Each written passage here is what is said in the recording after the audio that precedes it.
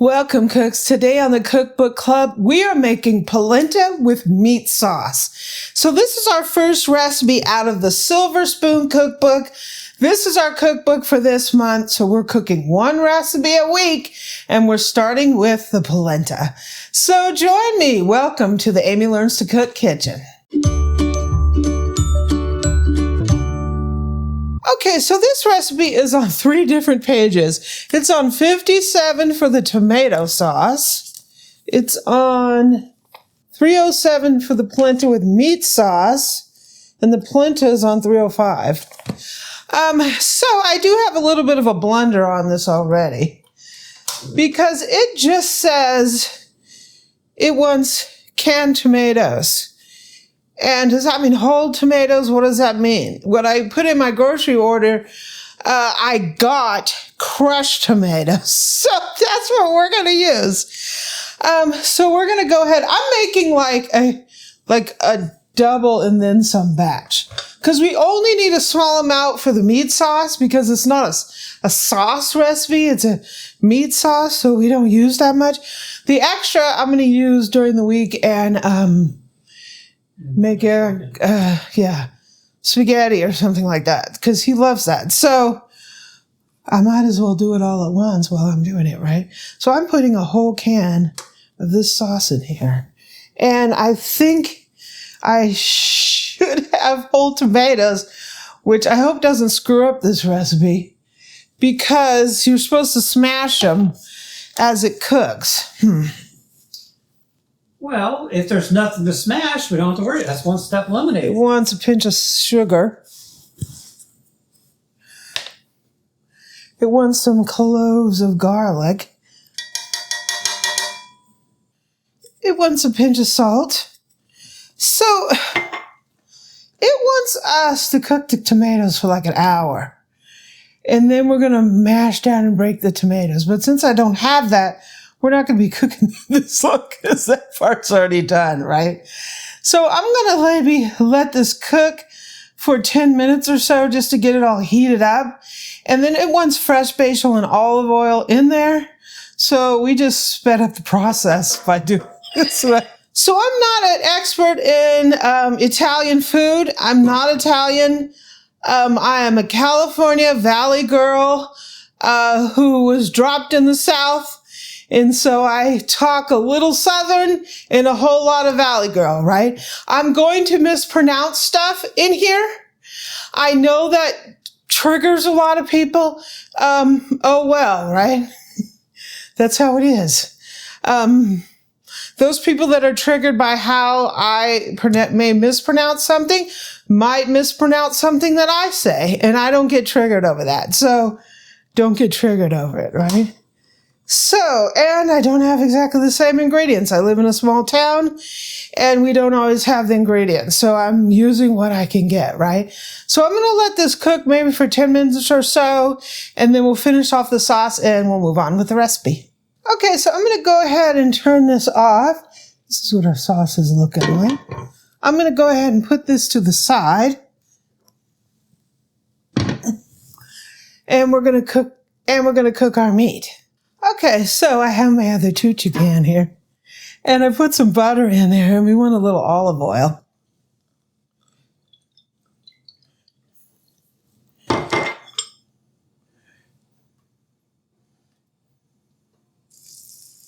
Okay, that's looking good. So I'm going to go ahead and put some onion in here. So I'm doubling the meat sauce, just so we have stuff to eat during the week. It's a good strategy, so you don't have to cook every night. So it calls for 1 onion. Since I'm doubling it, kind of 1, not totally 2 whole onions, but close. So I'm going to go saute this up until it gets translucent. Okay, we're looking kind of good here. I'm going to drop in some carrots. I may not have cut these fine enough, but oh well. Yeah. C'est la vie. So let these soften. Actually, I'm going to go ahead and put the celery in too. speed up this process. So I'll let these soften. Okay, our meat. So I'm using half sausage and half ground beef. You can use all ground beef or you can use all sausage. I just had some sausage that I needed to use up. And I had some ground beef, so what the heck, right?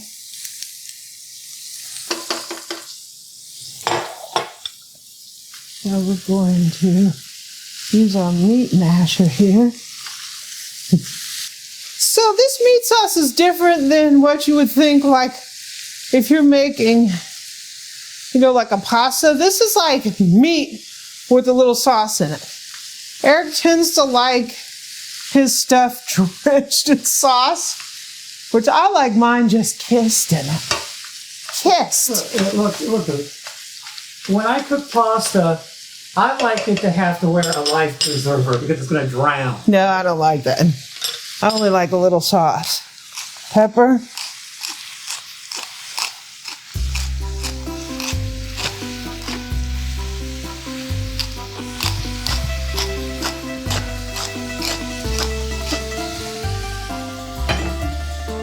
Some salt.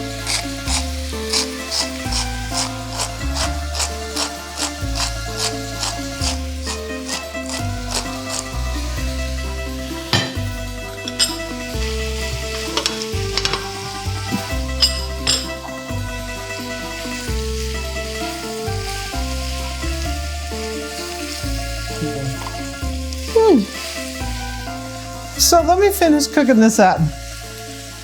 Okay, our meat is cooked up. So one interesting thing about the Silver Spoons is it measures the meat in terms of cups. It says like 1 3/4 cups of the meat. Of course, I doubled it. I think that's because this was originally written in Italian, and when they translated it over, it was in grams, so they translated it over for the American cook. So they put it in cups, but it doesn't really matter because meat isn't like fluffy. So when you pack it in there, you're going to get pretty much the same measurement. So let's finish off real quick the sauce. Okay, we're just going to finish this off with a little basil and olive oil. This is out of Uncle E's garden. Farmer Ebu. Farmer Ebu to you. With a little tomato. They are sweet like candy. It's literally like eating candy. Yeah, they're really sweet. We have some fresh basil. Yum. And a drizzle of olive oil. Yum. Stir that in. Oh, that smells so good.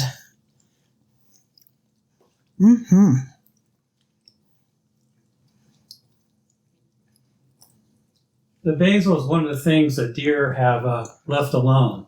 So, good for us, right? Yeah. Okay, so it doesn't call for a lot of tomato sauce. I doubled the recipe. I doubled it and then some. Because it asks for 1 3/4 cup of meat. Well, and I put in 4 cups. Yeah, we did double the meat. So I'm going to put in like... We're putting in 3/4 of a cup. It would normally be half a cup, but our math is off. And it says a couple splashes of water.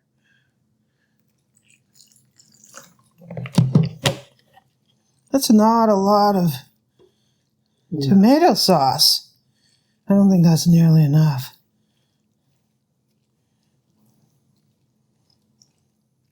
I mean, if your goal is to coat the meat, you might need a little more sauce. I'm going to try.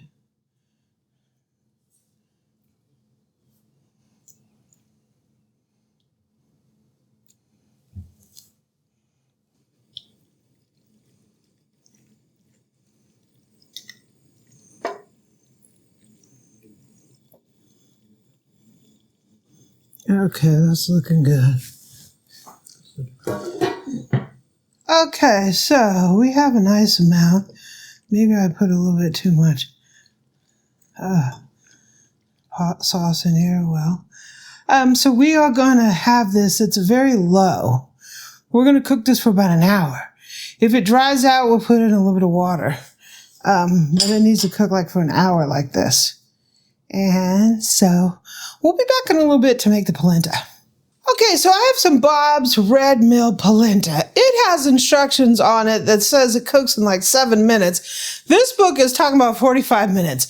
We're going to try it in this, their method because we're using this book, right? It just says we have a bunch of water here and it says salt it, but it doesn't say how much salt. So I'm using the amount that Bob's Red Mill gives on the package. 2 teaspoons of salt. And this is like 7.5 cups of water. Mm-hmm. Stir that in. And I've got a bunch of polenta here. If you want to know all the ingredients, you're going to have to get the book, right? And we're going to sprinkle it in by stirring it.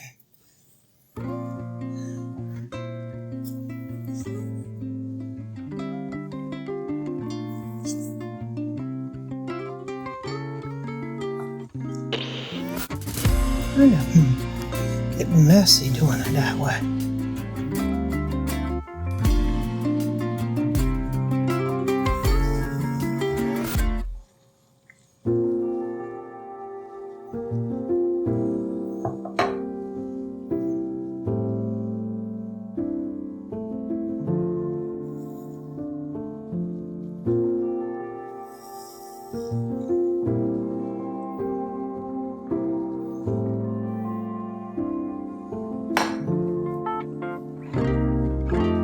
Down.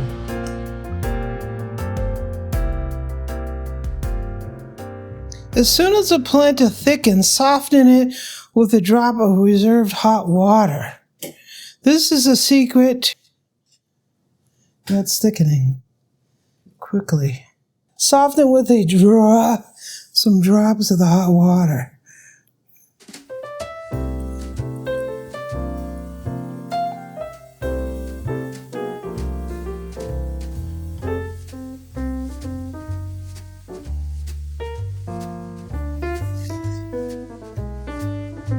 So you keep adding hot water?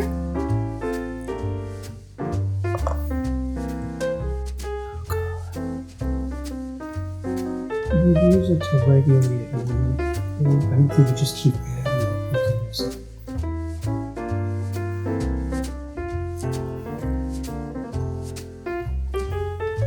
So this is going to take a lot more water than that book says. So when it starts to thicken up, I just add a little bit more hot water. And you want to keep this going until you taste it and that gritty, the corn gritty is gone. So it is going to take quite some time. We're about 15 minutes in on the cook time, and it is improving. Yeah, I put in a little bit more salt and I drizzled some olive oil on the top of it. So we'll get this in.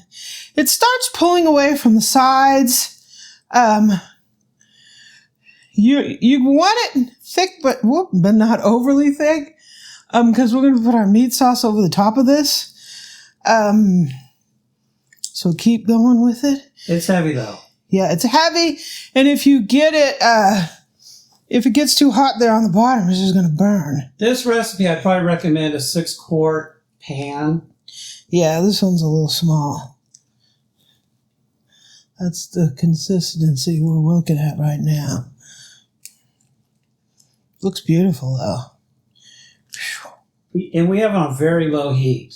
Very low.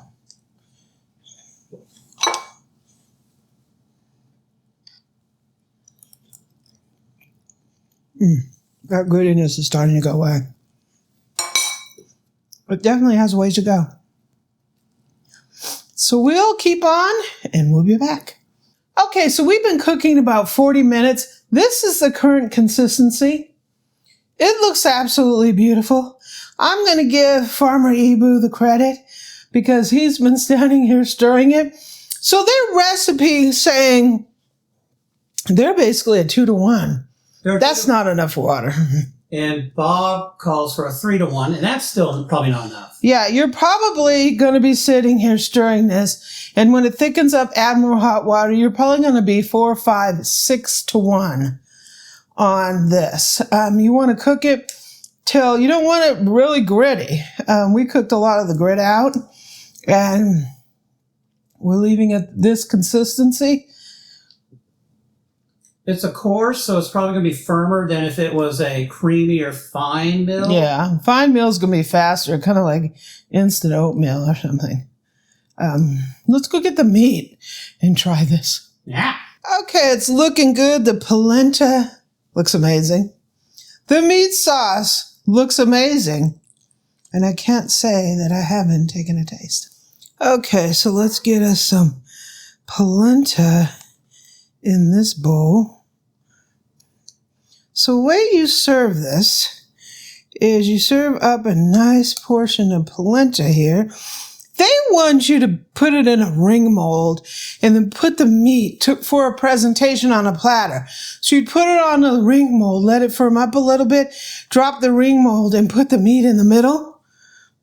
I'm not going through all that because I'm not serving this up to anyone. Plus we're serving this creamy. It would have to sit for a little bit to firm up. Yeah. Now we have the meat. Wow. Yeah. That looks amazing. Are you ready for something pretty tasty? I don't know. Do I? So do you eat it with a fork or a spoon? I'll do my fork first. I'll give you one of each. Look at that. And for me, I'm just going to take a little bit.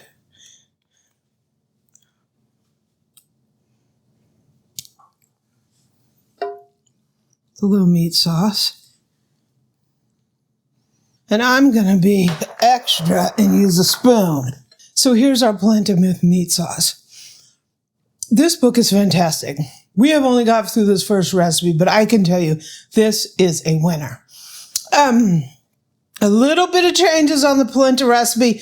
4, 5, 6 times the water than they only wanted 2 times. I added more salt. I can tell you that this is amazing because I already took a little taste. This is really good. This recipe is not only a keeper, this is like a family classic. Yeah, I think if you want to impress somebody, you cook this. Mm-hmm. If you want to impress somebody, cook them this, a little French bread, a little salad. They're going to think you're amazing. Wow. I really think that we're going to learn a lot from this book. If you don't have a copy of this book, get it. Add it to your library and cook out of it. Don't just buy it and then not cook out of it. So what do you think, Boo? I never cooked polenta before. I made Eric some short ribs with polenta one time, but I think I used store-bought polenta. I didn't make the polenta. But it was delicious. This turned out great. You like it? Yeah. It's excellent. Mm-hmm. Absolutely fantastic. The Silver Spoon. You don't just get my thumbs up. You get my thumbs up to the sky, right? This is a winner. Thanks for joining us. I hope you enjoyed it.